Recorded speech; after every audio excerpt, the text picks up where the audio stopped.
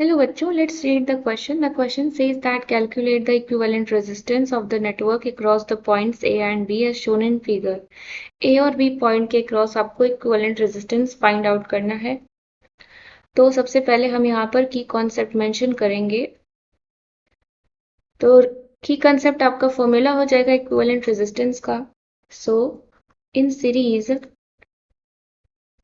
Equivalent resistance क्या होता है, मान लेते हैं कि आर एस है। इक्विवेलेंट रेजिस्टेंस क्या हो जाएगा, R1 plus R2 plus R3 dot dot dot dot, जितने भी रेजिस्टर्स रहेंगे ऐड हो जाएंगे। सिमिलरली इन पैरेलल में हम मान लेते हैं इक्विवेलेंट रेजिस्टेंस Rp है, तो क्या हो जाएगा 1/R1 plus 1/R2 plus 1/R3 dot dot dot dot dot. तो यहाँ पर आपको एक सर्किट बना के दिया है, तो यहाँ से हम देख सकते हैं। तो हम इस तरीके से अगर ड्रॉ किएंगे तो ऐसे तो फाइंड आउट नहीं हो पाएगा। हम इस सर्किट को दोबारा से ड्रॉ करते हैं।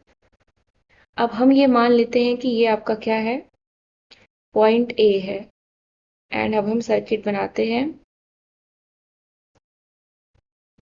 ये आपका 4 ओमेगा वाला रेजिस्टर है and this is point D, this is 8 omega and here यहाँ पे आपका बी हो जाएगा।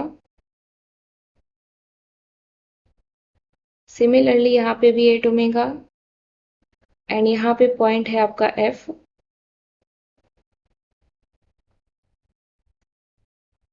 ये इस तरीके से हो जाएगा। ये पॉइंट है आपका ई और ये पॉइंट है आपका सी। रेजिस्टेंस कितना कितना है, ये 4 ओमेगा है, 8 ओमेगा है, 4 ओमेगा है और ये है 8 ओमेगा। तो अब हम यहाँ पे आसानी से डिफ्रेंशिएट कर सकते हैं कि कौन से रेजिस्टर सीरीज में है और कौन से रेजिस्टर आपके पैरेलल कनेक्टेड हैं।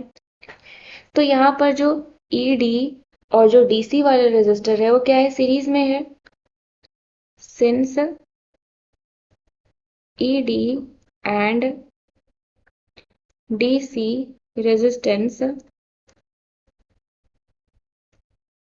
आर इन सीरीज, वो सीरीज में है तो इनका इक्विवेलेंट रेजिस्टेंस कैसे निकल आएगा, that is R E D C is equal to R E D plus R D C. तो कितना है यहाँ पर, 4 एंड 8 है तो ऐड कर देंगे, that is 4 plus 8। R E D C कितना आ गया, 12 ओमेगा। अब हम फिर इस सर्किट में देखें तो जो ई एफ है और जो एफ सी है ये क्या है, ये भी सीरीज में है। सो फिर हम यहाँ पे लिखेंगे सिंस ई एफ एंड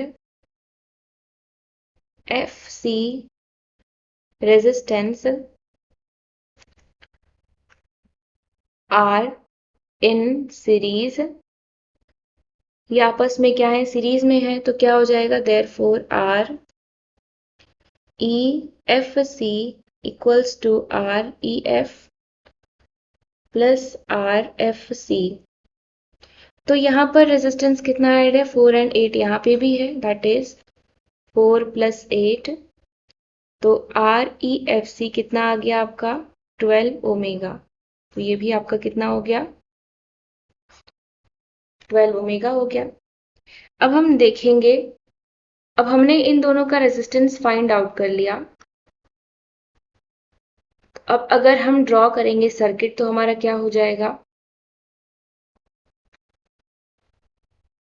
क्योंकि अब हम इक्विवेलेंट रेजिस्टेंस वाली सर्किट को ड्रॉ कर रहे हैं तो कुछ इस तरीके से हो जाएगा। ये ए है, ये बी मान लेते हैं, ये 12 ओमेगा का है और ये भी 12 ओमेगा का है। तो आप ये दोनों देख सकते हैं ये क्या है, आपस में पैरेलल में है। सो these two resistance are in parallel। अब ये पैरेलल में है तो इनका जो इफेक्टिव रेजिस्टेंस होगा कितना हो जाएगा, तो यानी कि R A B, that is R A B 1/R AB equals to 1/12 plus 1/12 कितना आ जाएगा, 2/12। सॉल्व करेंगे फर्दर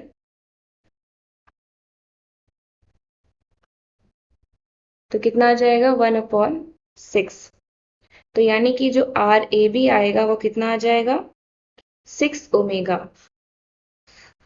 तो यहाँ पर हमको यही फाइंड आउट करना था कि जो ए बी के क्रॉस रेजिस्टेंस आएगा वो कितना आएगा। तो ए बी के क्रॉस रेजिस्टेंस आपका कितना आ गया 6 ओमेगा आ गया।